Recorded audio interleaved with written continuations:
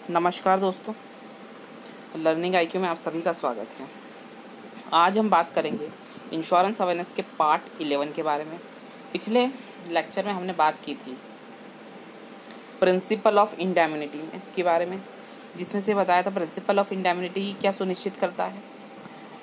ये सुनिश्चित करता है कि जब कभी भी आपको लॉस होता है तो आपको आपकी पुनः वापस उसी स्थिति में लाया जाए।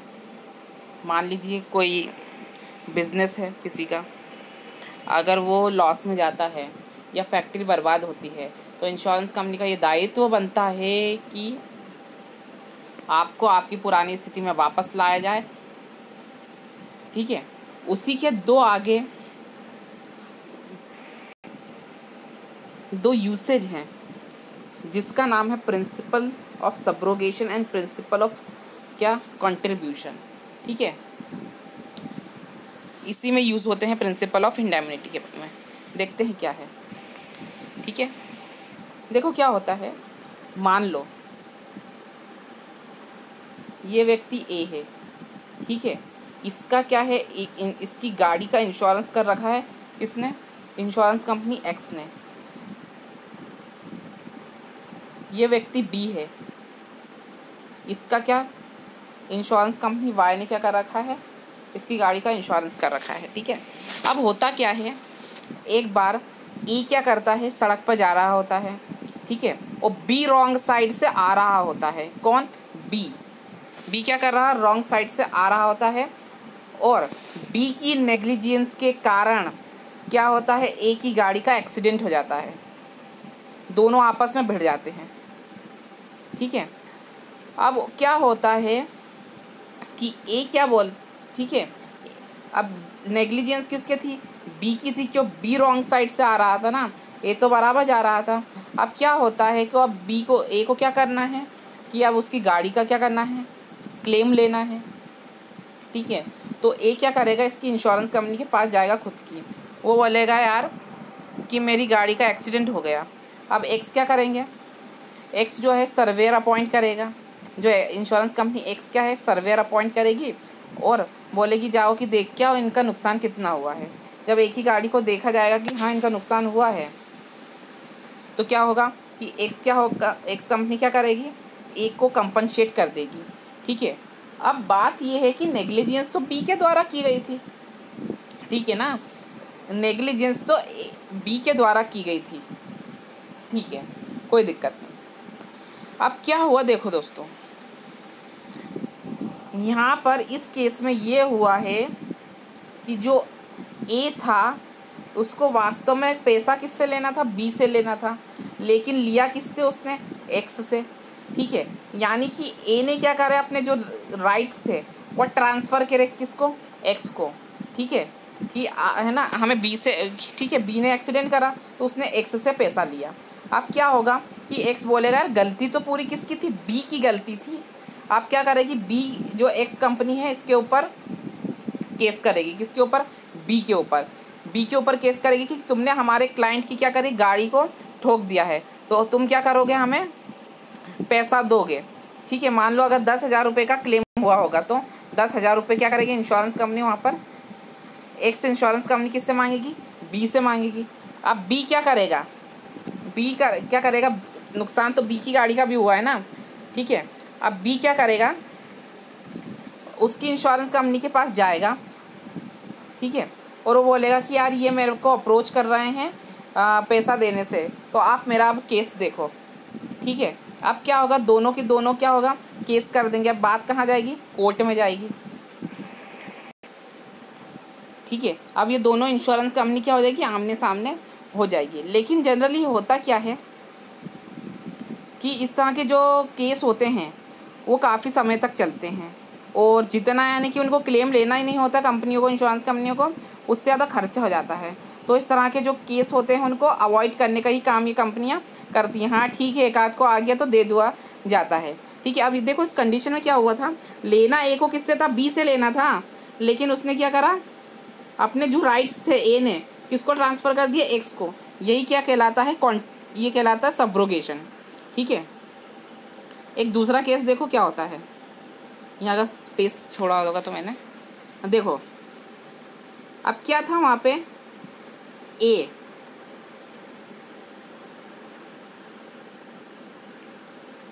बी, अब बी की नेग्लिजेंस थी वहाँ पर, ठीक है। ए ने क्या करा था, उसकी इंश्योरेंस कंपनी जो एक्स थी, यानी कि मेरी गाड़ी का एक्सीडेंट हो गया है, आप मुझे कंपनसेट करो, एक्स ने दे भी दिया, लेकिन ए क्या होता है, ये नहीं बोल सकता बी को ऑन स्पॉट कि है ना मुझे क्या करो, कंपनसेट करो, क्योंकि तुम्हारे कारण मेरा एक्सीडेंट हुआ है। अब यानी कि अगर मान लो एक्स ने दे दिया 10,000 इसको, बी ने भी दे दिया 10,000, तो ये कितना होगा 20,000। वास्तव में नुकसान कितना था, 10,000 का था। लेकिन यहाँ पे क्या होगा, प्रिंसिपल ऑफ इंडेमनिटी के विरुद्ध चला गया। क्यों, प्रिंसिपल ऑफ इंडेमनिटी क्या बोलता है, प्रिंसिपल ऑफ इंडेमनिटी बोलता है कि सामने वाले जो पॉलिसी होल्डर है उसको क्या होना चाहिए, फ़ायदा नहीं होना चाहिए, ठीक है, फ़ायदा नहीं होना चाहिए, जितना नुकसान हुआ है उतना ही क्या होना चाहिए, कंपनसेट होना चाहिए, या उससे थोड़ा कम ही होना चाहिए, ये बोलता है, ठीक है। अब क्या होगा, प्रिंसिपल ऑफ कंट्रीब्यूशन ये सुनिश्चित करता है कि जो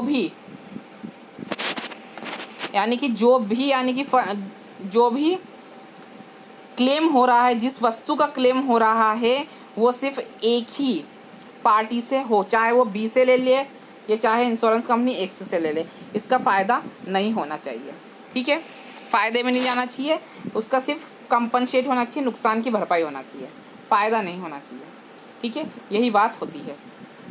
चलो अब थ्योरी में देखते हैं अब थोड़ा, देखो, once the insurance company compensate the insured of the financial loss, the rights of the insured person get transferred to the insurance company।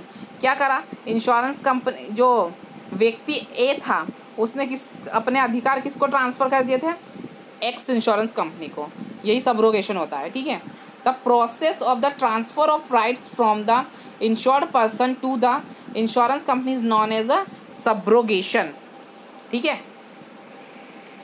Next, subrogation दो चीज़ सुनिश्चित करता है, क्या करता है, having paid the claim the insurance company get the right to the make good the damage from the party who cause the loss, having been indemnify the insurer, the insured does not certain the rights to the compensate by the party who caused by the loss and thus make profit from insurance, ठीक है, जो अभी बताया था पूरा की पूरा वही चीज़ है, ठीक है।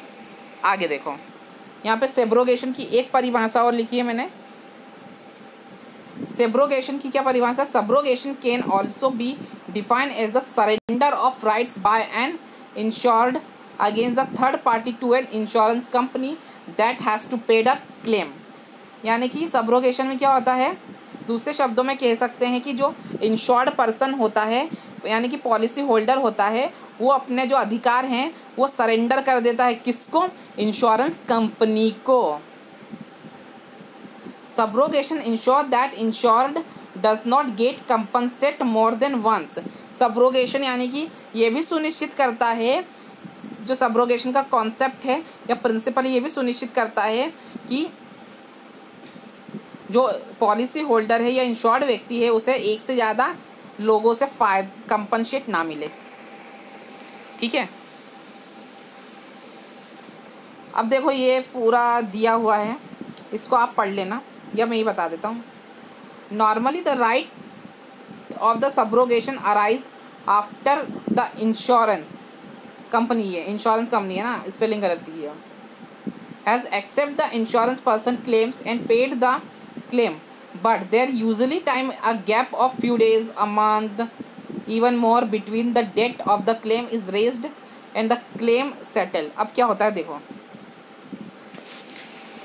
मान लो एक्सीडेंट हुआ आज क्या तारीख है, आज तारीख है 5 अप्रैल 2021, ठीक है।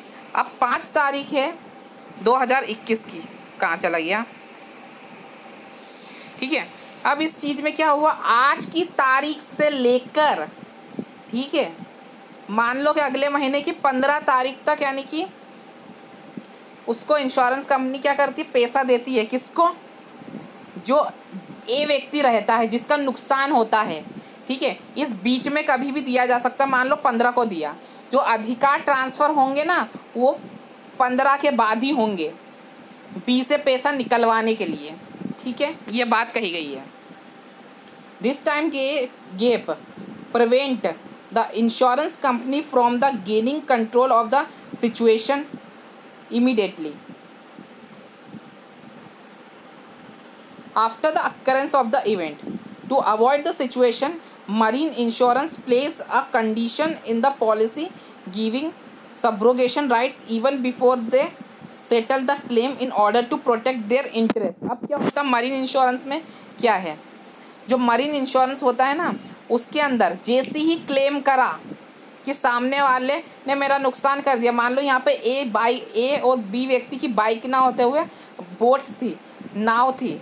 अब ए की नाव ने, है ना, ए की नाव को बी की नाव ने क्या करा, डैमेज कर दिया। किसने करा, बी की नाव ने। अब जो है इंश्योरेंस जो, यानी कि ए जो रहेगा वो किसको इंटीमेट करेगा, इंश्योरेंस कंपनी को इंटीमेशन देगा कि मेरा ये एक्सीडेंट हो गया है, बी ने मेरा एक्सीडेंट करा है। जो प्रिंसिपल ऑफ सब्रोगेशन होगा तभी से लागू हो जाएगा। लेकिन दूसरे केस में जो होगा, मोटर गाड़ी वगैरह के जो केस होंगे उसमें क्या होगा, प्रिंसिपल ऑफ सब्रोगेशन कब से लागू होगा, जब क्लेम जो है ए को पेड किया जाएगा उसके बाद से लागू होगा, ठीक है, ऐसा होता है। चलो आगे, principle of contribution The principle of contribution ensures that if there is more than one insurance policy drawn up on the same subject matter, then the insured cannot cover their loss from the insurers, in the which case they will recover more than their loss or even make a profit. देखो मैंने क्या बताया था, ए ने insurance company से भी ले लिया और क्या करा उसने बी से भी ले लिया। यहाँ पे भी कॉन्ट्रीब्यूशन फॉलो हो ही रहा है ना, क्यों, एक से ज़्यादा से आप लाभ नहीं उठा सकते, या तो इंश्योरेंस कंपनी से ले लो या सामने वाले व्यक्ति से ले लो। अब देखो क्या होता है, हमें आखिरी में जाना पड़ेगा वापस यहाँ पे इस स्लाइड में, ठीक है। देखो क्या होता है, ए बी ने किससे करा रखा है, वाई से। ए ने किससे करा रखा, एक्स और वाई, माफ़ करना, एक्स और जेड से, ठीक है। अब देखो क्या होता है, बी ने क्या करा, एक्सीडेंट कर दिया ए का, ठीक है। अब ए ने क्या करा रखा था, दो कंपनियों से क्या करा रखा था, इंश्योरेंस करवा रखा था उसकी गाड़ी का। अब क्या होता है, इसकी गाड़ी की कीमत है 20,000 रुपये, मान लो 10,000 का आ गया यहाँ पे क्लेम।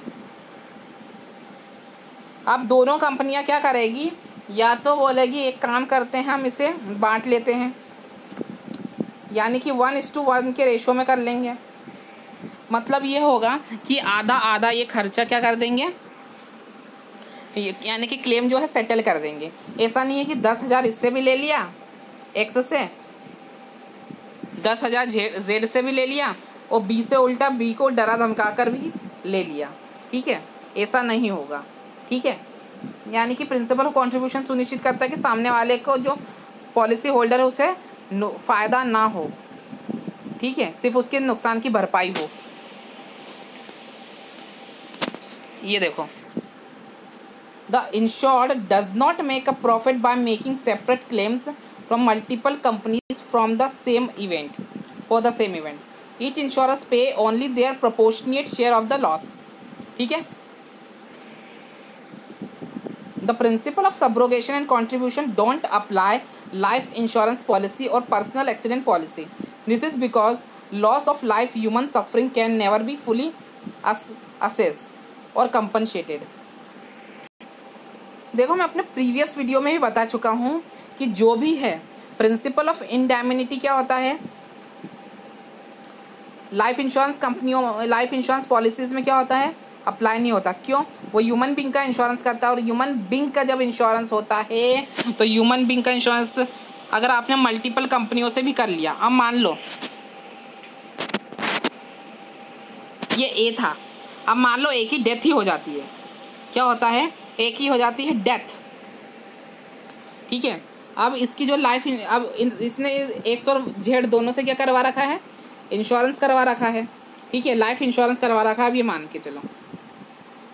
अब क्या होगा, 10-10 लाख का इसने सम अश्योर्ड ले रखा है, तो ऐसा नहीं है कि दोनों बांट के क्या करेंगे, 5-5 देंगे। ए को जो रहेगा, एक्स से भी 10 लाख मिलेंगे, जेड से भी 10 लाख, यानी टोटल 20 लाख रुपए से मिल जाएंगे। क्यों? क्योंकि मानव जीवन का जो लॉस यानी कंपनसेट करना नामुमकिन होता है, उसकी कोई कीमत लगाई नहीं जा सकी, वो अनमोल होता है। ठीक है,